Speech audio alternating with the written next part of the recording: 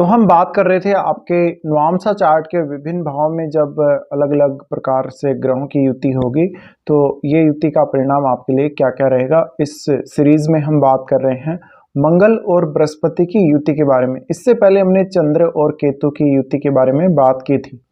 तो मंगल और बृहस्पति अगर आपके D9 चार्ट के फर्स्ट हाउस में स्थित होते हैं, तो ये युति आपको क्या-क्या रिजल्ट दे सकती है?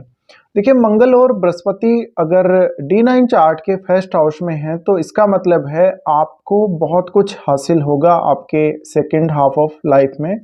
ऐसा जातक हमेशा जुपिटर से रिलेटेड चीज़ों के लिए बहुत ज़्यादा एक्साइटेड रहेगा। वो ज़्यादा से ज़्यादा ज्ञान प्राप्त करेगा, एजुकेशन प्राप्त करेगा और उसको कहीं कोई कमी लगेगी अपनी एजुकेशन में या अपने ज्ञान में, तो वो उसको पूरा करने की कोशिश करेगा। यहाँ मंगल और बृहस्पति की युति होना आपके लिए बहुत ही लकी साबित होगा, क्योंकि मंगल है वो बृहस्पति की पावर को भी बढ़ाएगा कहीं ना कहीं। अब मंगल बृहस्पति के साथ तो जातक को बृहस्पति वाली चीज़ें प्राप्त करने में आसानी होगी।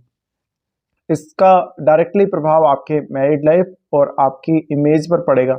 आपकी इमेज काफ़ी अच्छी हो सकती है, जातक काफ़ी सीरियस हो सकता है अपनी लाइफ के प्रति भी, अपनी मैरिड लाइफ के प्रति भी, अपने धन के प्रति, संतान के प्रति। इसके अलावा जातक अब क्योंकि ज्ञान वो प्राप्त करेगा, तो ज्ञान प्राप्त होने की वजह से एक मंगल का जो एक्साइटमेंट वाला जो पार्ट है काफ़ी ज़्यादा एक्टिव यहाँ रहता है। इस वजह से जातक बहुत कुछ अचीव करेगा, यानी धन या संपत्ति को लेकर अगर देखा जाए तो जातक वो तो अचीव करेगा ही करेगा।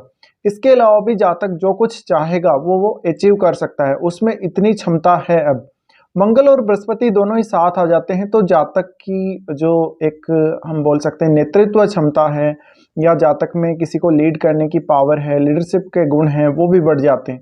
इसके अलावा जातक अत्यंत भाग्यशाली रहेगा संतान के मामले में, अपनी एजुकेशन के मामले में भी। इसके अलावा जातक जो कुछ करना चाहता है वो उसके लिए इजी हो जाएगा।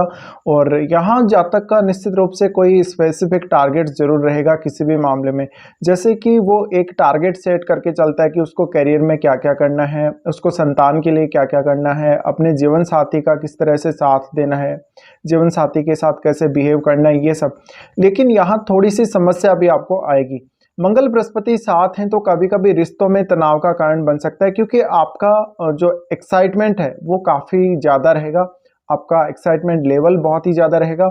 इस वजह से कहीं भी आपको कोई कमी लगती है, कोई कमी दिखती है, तो इसका आप विरोध करेंगे और उन चीज़ों को हासिल करने की कोशिश करेंगे।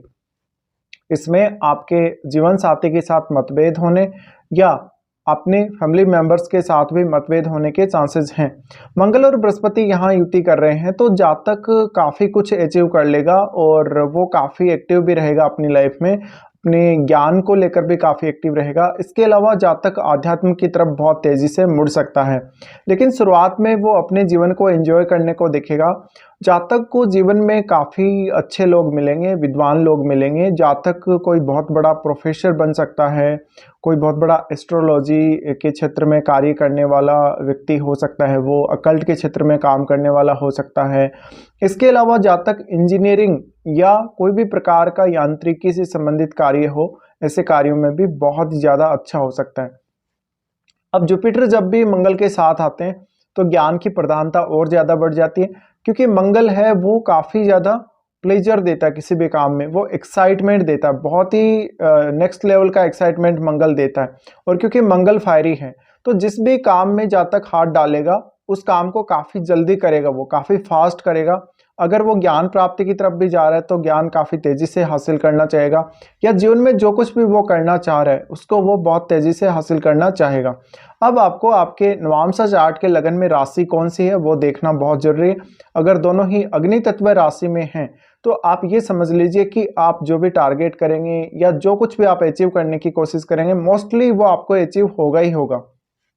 मंगल और बृहस्पति यहाँ हैं तो जातक अपनी संतान के प्रति बहुत ज़्यादा कॉन्शियस होगा, संतान के प्रति ओवर केयरिंग होगा और संतान का जो सुख है जातक को निश्चित रूप से ही प्राप्त होगा। लेकिन आगे चलकर संतान के साथ रिलेशनशिप में थोड़ा दिक्कतें आ सकती हैं, संतान के साथ संबंध थोड़े से ठीक नहीं रहेंगे जातक के, कभी कभी संतान से मतभेद हो सकता है। ये कंजक्शन कुछ हद तक जातक को एक बहुत ही समझदार और विद्वान व्यक्ति के रूप में भी दिखाता है। जातक अपने ज्ञान की वजह से फेमस हो सकता है, वो अपनी खुद की पावर, निर्णय लेने की क्षमता या अपनी मानसिक क्षमता की वजह से भी फेमस हो सकता है। इसके अलावा आपकी ओवरऑल इमेज भी इससे प्रभावित होगी। जातक कोई सामाजिक क्षेत्र में काम करने वाला हो सकता है, वो लीडरशिप में काफ़ी अच्छा हो सकता है।